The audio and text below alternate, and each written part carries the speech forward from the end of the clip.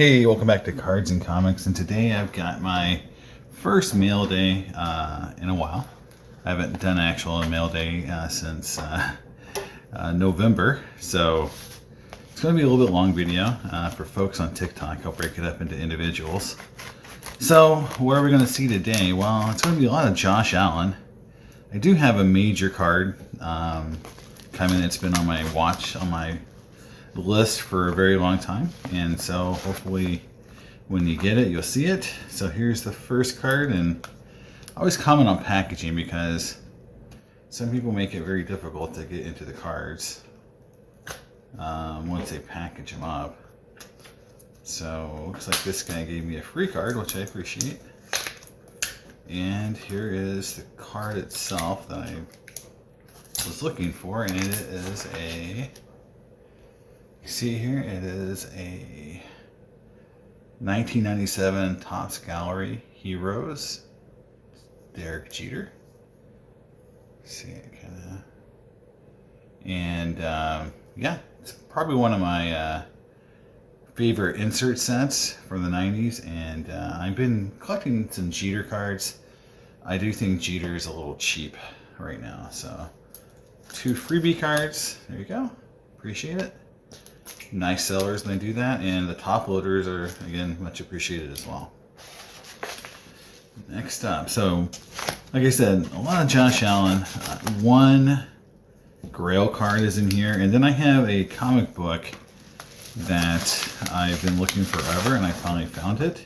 It's not what most people would consider a Grail card, but or a Grail type purchase, but it is for me because it is very difficult to find because it's a foreign print book, and it is the only cover by this artist. So, all right, next up is an SP Authentic, and this is from, wow, let's see what year this is. Looks like 2002 maybe. SP Authentic Ken Griffey Jr. So in my junior collection, I typically try to stay with the Mariners cards, but I do like any on-card auto, and I like all SP Authentic and Chirography autos. So there's this one, and then here's the one I was really interested in. The same seller got 2 cards. So is this really cool Artifacts auto of Ken Griffey Jr. and a lot of people like, you know, like for example in the NBA, you know, like the Jordan Artifacts autos, you know, those things are really really awesome. This is a 2005, it looks like, Artifacts auto, and I don't have anything from this set, so this is the first card, and it's hard to believe, but this card's numbered out of 699. So could you imagine them making 700 Ken Griffey Jr. autos in a product today? I certainly couldn't. So here it is. I think it's a really cool Griffey auto. It's on card, and it's just a really pretty card. So that's where we're starting. Next up is plain white envelope. So that usually means it's not going to be a big card, but we'll see. Again with the lots and lots of tape, so I'm just going to see if I can pull the card out because I didn't tape over the top of the loader. And it is a Mahomes, so this is by the numbers, or behind the numbers, playoff card. And I like this card a lot when I first saw it because it's like a really cool, you know, chrome card. It's real shiny, it's got the red, and obviously, I don't think this collector is a sports card collector because it's in a Magic or a collectible card game type sleeve. Not normal for most collectors to get a card like that. So yeah, moving on. So that's a cool card. I just like Mahomes cards just in general, just to have volume, because eventually when I set up at a show at some point in the future, you know, just selling any Mahomes cards will probably be in, you know, demand. Okay. Sleeve within a sleeve within a cardboard sleeve. So triple sleeves. Yeah. All right. Okay, so this is...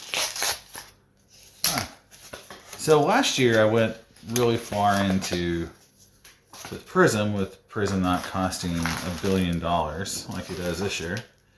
I liked the gold lasers last year, and so I got a lot of the star players, Brady, Mahomes, and a lot of the key rookies before they blew up. So this year I went with the orange lasers. So here you got this lot here, and so the orange laser, Roethlisberger, and just the regular silver. So I still think, you know, he's obviously going to be a Hall of Famer. So, you know, it's just kind of cool to have cards like that. So we don't have any Josh Allen's yet, so we'll see if we get some of his soon. I know quite a few. All right, next up. Oh, this is interesting. So I tend to do this sometimes. Again, appreciate the top loader, even though it's a little crusty. I like the 58 Topps football set, even though I sold my Jim Brown rookie card when those kind of blew up. But this is just a really nice card. Yeah, I really like the whole set and just, you know, how clean this card was. And I just bought it, and it was like $20. And, you know, and I keep thinking I'm going to do the set one day. I do have the Bart Star. So I really want the Johnny Unitas, and eventually I'll get the Brown again. It's just how it goes, you know. I get cards, and I sell cards, and I get them again. I've had the Jim Brown multiple times. So another lot, Prism lot. So again, the Prism singles are really coming down in price. You know, they were kind of crazy that first couple of weeks, and now, in my opinion, they're really getting to, you know, where I kind of think they're reasonable. You know, and it's got to be based on sort of like what people paid, you know. So for the boxes, because, you know, $1,000 a box for a hobby, I mean, it's just, you know, crazy. So an orange Gibson and then a green scope Taylor, and I think both these guys are going to be good players. Running backs are always kind of, you know, iffy, but the orange is numbered at 249 and the green scope is numbered at 75 for the Taylor. So just kind of like a, you know, these aren't very expensive cards, so I kind of went in with them and just thought, hey, we'll see. Maybe we'll get lucky with one of them, and we'll have a player breakout. You know, running backs are so hard. I mean, look at Saquon Barkley as an example of a guy who is kind of can't miss, and he sort of missed. In the respect of just being injured, and that's the problem with all NFL investments, is that injury is such a common thing that it's not unheard of for, you know, these great players to get hurt and never play again. And if you're investing, that's really hard. All right, so here is, so this would be 2008 Topps Heritage Chrome. And, you know, if you know a lot about these Heritage cards, these cards were you know, all numbered. So this is numbered 1959, not the refractor. I didn't really pay attention to these cards as a Griffey collector, so until now, because, you know, they weren't really worth a lot, so I just figured I'd pick them up later. But the blacks, the refractors, and even the chromes are starting to kind of collect more value. And so, yeah, I'm just kind of getting into picking them up when I can. Obviously, you know, the 2001 would be the most expensive, but, you know, I think, you know, I really do like those cards too, even though they're all kind of as a red. So here's my one and only, and it's fairly well centered, so I'm happy with that. That's the reason why I bought it. My one and only Justin Herbert Prism I've got so far.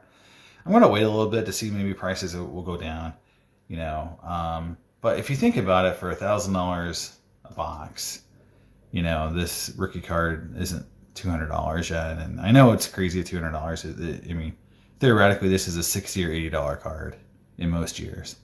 But this is the most expensive year ever. So, yeah, I think for people busting this, it's getting harder and harder to justify that huge expense for that product. But obviously, you're trying to hit the home run.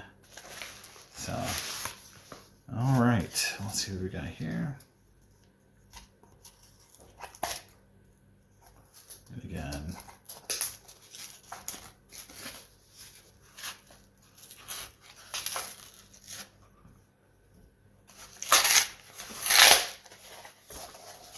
all right, so, yes, my Ja Morant.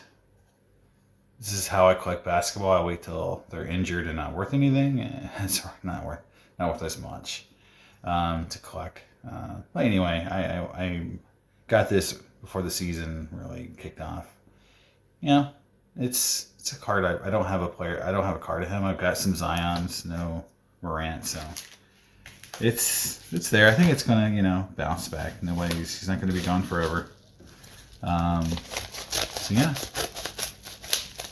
My first Morant card wasn't crazy expensive, so I was okay with it. Next up, all right, Pat Mahomes rookie card, base score. Not graded. I'm looking at it. I don't see anything too crazy yet. I don't know. Get it out and look at it, but these cards are kind of going nuts too, along with most Mahomes. Obviously, if he wins it this year, I think you're going to see some more nuts things. But as an investment opportunity, guys, I mean, I would definitely think Aaron Rodgers. His stuff is going up, obviously, as it should, because I think comparatively his cards are kind of undervalued a little bit, especially based. I remember a couple years, maybe 6 years ago, his stuff was really hard to touch. And now they've come down in price, and now I think they should go back up because I think he's going to be MVP. And he could win the whole thing. If he wins the whole thing, I think his cards could see a significant rise. And so I think it's kind of like, do you get him now or do you wait? I think, I would hedge a little bit. If you're buying a lot of Mahomes, maybe buy a few Rodgers just to have them. Here's a 97 Chrome Jordan, just base card. I don't have this card. I have a lot of what I call just like cool Jordan cards, just to have. And, what I call like a little bit more of that, kind of from some just the cooler base sets. And this one is definitely one of the cooler sets. And I just like that card, and still a bull. I mean, I think cards like that are only going to be worth, are never going to really go down too much. Obviously with the hype of, Last Dance or that, the documentary, whatever. Cards got a little crazy for a little bit, but I think everything's kind of back down to where they should have been. Next up, here is, another good laser, Demon Arnett. I just picked this up just to get more. I started searching for him, and that one was like a couple bucks, so I just picked it up. Sort of how I collect sometimes. I just see a random card, I go for it. I don't have as much, I guess you call it like patience sometimes. I just see something and I go for it. Here we go. Prism Mahomes from this year. And this is not a numbered card, so this is like the disco orange. I'm not sure how rare it is. There's so much, on the rarity side on these cards, as far as like, there's just so many inserts or parallels and prism. It's hard to, know what's really rare, but it was just a cool looking insert. And I buy Mahomes cards just to have, again, to have some inventory, you know, on things that are a little bit more affordable. I have some high-end Mahomes that are, if you look at, you know, I posted actually some of my collection there. And, you know, some of those are really expensive. So here is just a base Tatis, and this was super cheap, and so I just bought it. I have this card in you know, in PSA 10, and you know, I have a lot of other Tatises, but you know, just having some volume on Tatis, I think his cards have gone down after, you know, off season, and you know, just kind of stocking up a little bit for next, you know, for the off season, and then, you know, hopefully when card shows come back, just some inventory for the first show. And if he has another good season, you know, his rookies could do something. All right, here is this year's base Prism Mahomes and a red, white, and blue refractor. Again, I really dig any Mahomes Prism card, just to, you know, again, have something that isn't $100 but still collectible and from a set that everyone likes. It's, to me, a no-brainer. All right, next up. Wow, this is a chunky package, so let's see what we got here.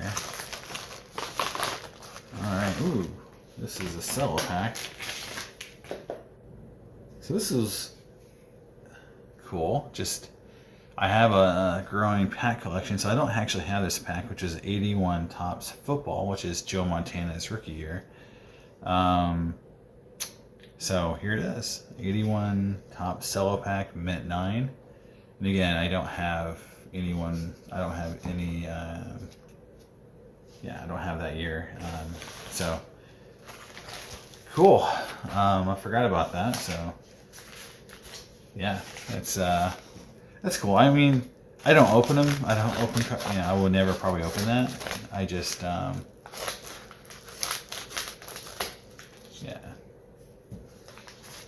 I just, you know, like to have, I'm trying to get, I don't want to say I want to get every year, but I want to get every year that's cool and it's still somewhat affordable. You know, you can't get every year. Nowadays, you can't, you know, I know when I was growing up, there was collectors saying, like, I'm going to have a complete run of Topps baseball packs. And they would actually go out and get the 52 Topps. Nowadays, that's just kind of a crazy idea. So here is a 2000 Finest Griffey. So Griffey had 2 cards in the set. There was one of him kind of running in the field, and there's one of him portrait holding up his new Reds jersey. He just got signed with the Reds that year, and so this is cool. I like all refractors of Griffey from the 90s. I think, in my opinion, some of those are super undervalued compared to what you're seeing in other sports. You know, Griffey is definitely, you know, the most popular player of the 90s to collect in terms of card values. And so, you know, he's not Jordan, he's not the greatest of all time, but in the 90s, when people collect those rare inserts, he is the guy. All right, here is a 64 Topps Red Kelly. So this is cool because I collect hockey to some extent, and in fact, I've got a pretty big E-Pack Upper Deck collection of some Young Guns that I've been stocking up on, and I'll show that to you guys at some point. Well, I really like this set. These oversized cards are really, really cool, and you know, just so this is the first one I've got, so this is kind of a milestone card for me. The 64 Red Kelly Topps, and this is just really cool cards, and I really hope people appreciate those cards. Just how hard they are to keep in good shape after 60 something years. That's they're just going to be they're not something that people thought about in terms of condition. They're just really tough to keep in good shape. And so yeah, finding one in nice shape is really, really fun. Now here is 2 Josh Allen. So we finally found my first Josh Allen stash. So here is a orange Phoenix, and these are numbered out of 99. I don't know if you can see that. It's the bad lighting I got here. I'm sorry. There you go. And yeah, so this is, I really like Phoenix cards. And if you look at these compared to maybe like Prism, obviously they're not going to be worth as much. But if you look at Mahomes and his Phoenix, low numbered, color burst, compared to the price that you would have paid for those the first 2 years, like I bought a color burst PSA 10 Mahomes last year. I don't know if I paid more than $150 for it. And that card is, what, $1,000 now? So, these cards are really good, cheaper cards to get. They're chrome based, they're numbered, they look nice. The Fireburst Mahomes cards are really, really cool. And then the other one is the rated rookie, and this card has gone way up in value too. Obviously, you get the optic. That's that's sort of the same. It's a different picture, but you got this base rookie. And a lot of people are collecting the base rookies now, and for any of these big time players. So my first 2 Josh Allens. And I'm very happy to get those. All right. So we haven't hit my big card yet, the one I'm really looking forward to seeing. So let's keep going. So this isn't planned. I don't have these packages sorted by any sort of system to make it last. I'm just going through the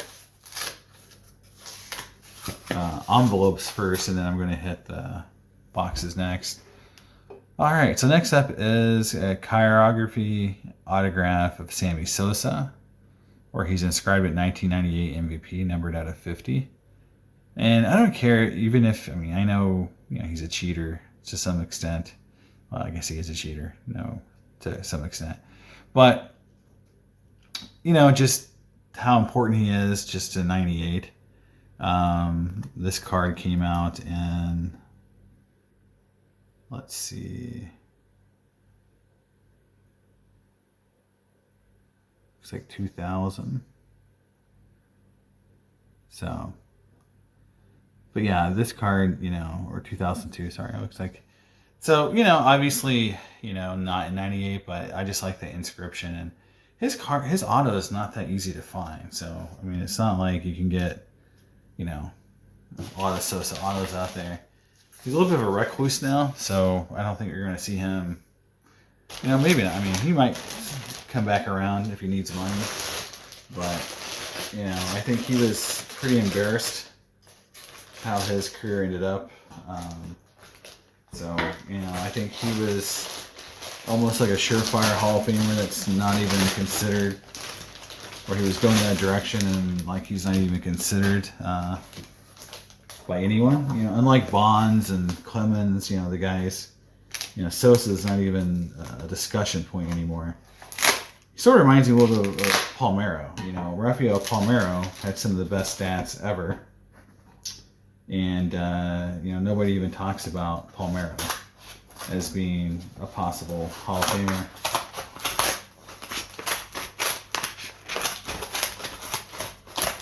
All right. So, crazy packaging. Here we go.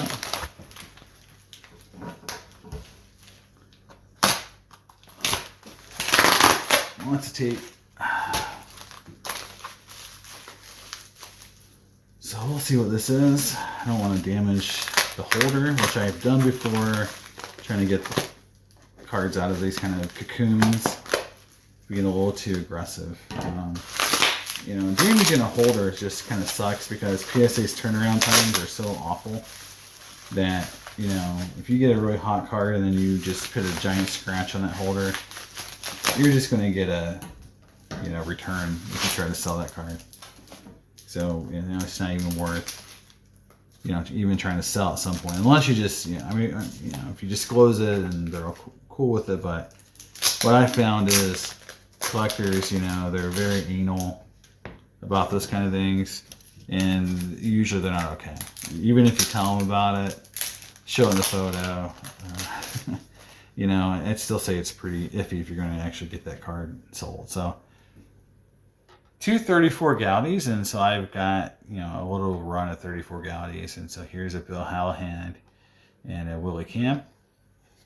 I pick these up whenever I can, so I think these are, you know, great examples of these cards. I think PSA 5 is the perfect grade.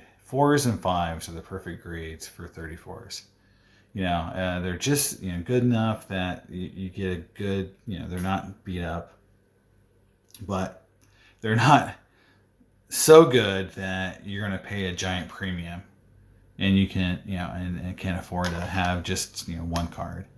If you're, you know, if you're a value collector, you know, 4s and 5s are really awesome grades for these Gaudies. And now obviously, you know, the Gehrig's and the Roos and all that are still going to be, you know, very expensive, but, you know, hey. This is my last two envelopes. Then I got an envelope. I know it's got a comic book in it, so I'm not gonna. I'll do that one last. And I know what's in that one, so I'm not as kind of freaked out by that.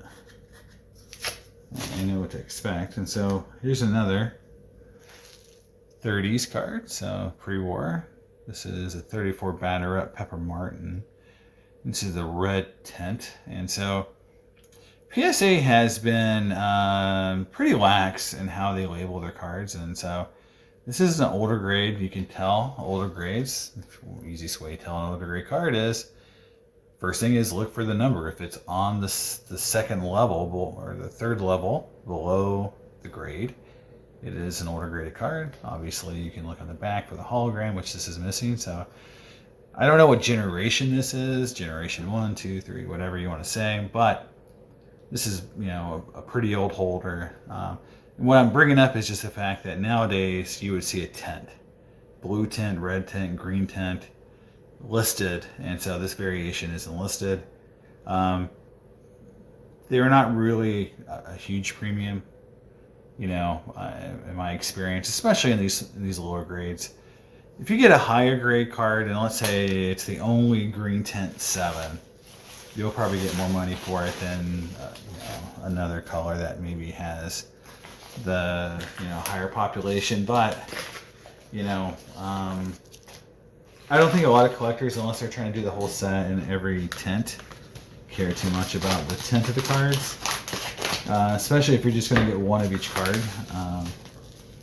You know, you might be one of those really anal collectors that want them all one tint. And I'm not even sure. The batter up set's never been a big favorite of mine. I like the stars. So I always want the Paul Wayne, you know, the Pirates out of there, and a few of the stars. I really like the Dizzy Dean. I think that's a really cool card. So I've never really learned which ones are the harder to get tints. So that's sort of a hole in my knowledge. I don't know that one. I'm sure somebody will know, like, hey, you know, the green tints are twice as hard to get because they were released in a different year, and so, but I don't know. I'd have to look that up. Now, I picked this card up and I was super shocked by the price I paid for this because 71 O-Pee-Chees are just super difficult to get. And this one is just really nice. And you can look at all the edges. It has the rough cut for this issue. This is a really well centered version of this card. You can see the really cool peachy yellow background. Old holder. Now, no hologram, but this holder has the 8 on the second level. So this would have been post 8.5 grading. So, that sort of like when you look at how they kind of changed the holders over the years, you can see, I'm sorry, I had it backwards, but yeah. So the old grades had the holder numbers in the second level, and the new ones have it on the third level because they needed more room to get the 0.5s in there. So yeah, I had it backwards. Sorry, I'm not thinking, it's a little late today, but that just shows you the difference in holders. Now you look on the back, they have almost exactly the same. So these were really close together in terms of timing, meaning that when they went to the new holder, they put the hologram on at some point, and maybe I can see it here with this Griffey. Nope. Well, you can see even this holder has sort of the sparkly foil versus this kind of just foil backs. I mean, there's so many variations to this PSA holder that it probably deserves its own video at some point just to go through them all. But when I look at cards and I see that, single row, here's another example, it's a single row, another single row card, one row grade and letter, the letters in the grade on one row. Then generally what people think is like, oh, well, that card might, be a 0.5, get a bump. But in this case, this card here, this, is older graded O-Pee-Chee Gibson. This is just a super nice card. I can't believe what I paid for it. I really was expecting to have to really pony up at least $300, and it did not get close to that. And I was super, psyched about that. And just because, it's a card I've always wanted. I really am a big Bob Gibson fan. And getting any Hall of Fame O-Pee-Chees in 8s is tough. In fact, I don't have that many of them due to that fact that they're just not many of them out there. And so if you think about it, every set collector needs his 71 O-Pee-Chee. And if you're a hardcore set collector, you want it in, high-end grade, so you want it in 8 or above. And obviously, with the supply so low, you're not going to get many of them. You just can't find that many of them. So here is my first box. And I'm hoping that this is the big card, because it's in a box. Priority mail, so we'll see if it is the big card. One of my want list cards, a card that I always kind of look for, and I finally decided to buy it, and it is. Here it is. So it is the 98 Stars Walter Payton auto. And the auto is really nice. It's not bubbling. It's not going off the card. And in fact, it's not off the card. It's on the edge, but it's not off. And it's a Gem Mint 10, so that makes it even cooler. And I don't care too much about the grades on these cards like this because, I'm looking for the, I'm really looking for the, the auto. And I've always wanted a Walter Payton auto, and I'm just really happy to find this card, this grade, the price I was really looking to pay. These are really tough, and yeah, it's been on my list for a long time. And there's a few Payton autos that were out there that I was looking for, but this was the number one. And to get the number one on my list instead of kind of settling for a second or third best, I'm really excited.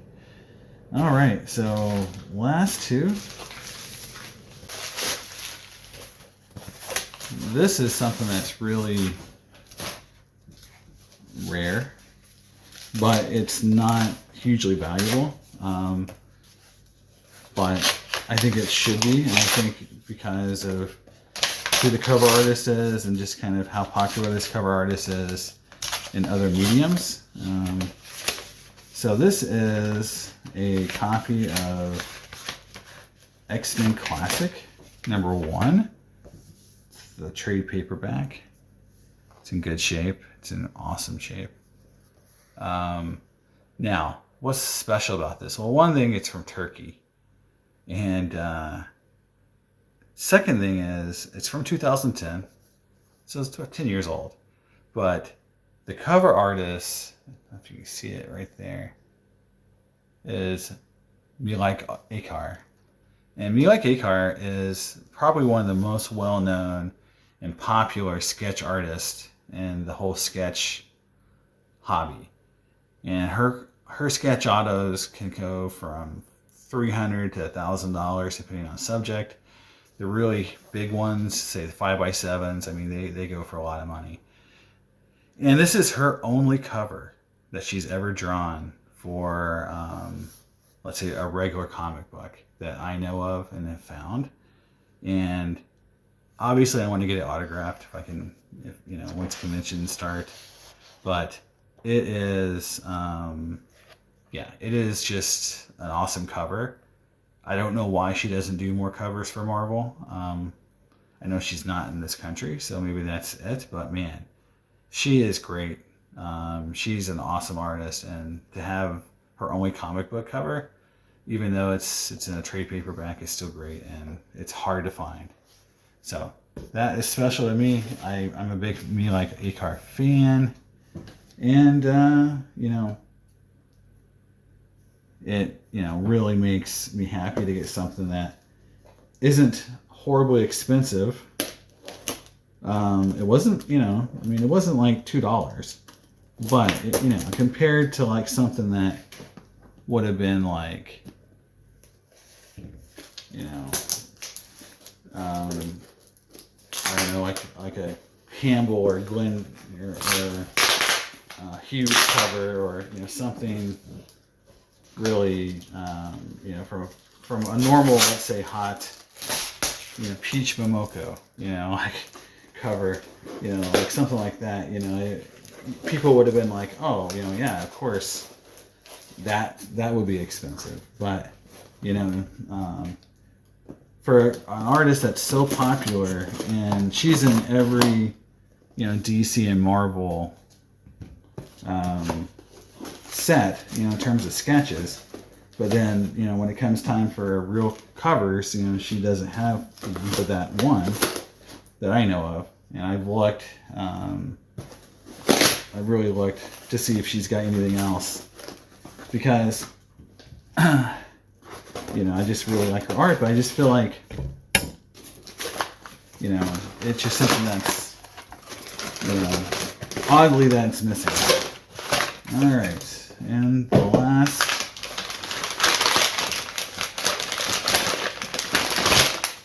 All right, well, this isn't a big, hard to open package, but if I get it open. Last up, 82 Tops, and this is a cool one because it's got Nolan Ryan right on the front. And the cool thing about this Nolan Ryan is look how well centered it is. I mean, a lot of times these packs have cards, and the idea is like if the card on front centered, then the rest of the cards are going to be centered. But that is a really nice Nolan Ryan, 82 Tops, Ripkenir. Really like it, but Nolan Ryan is a top tier Hall of Famer.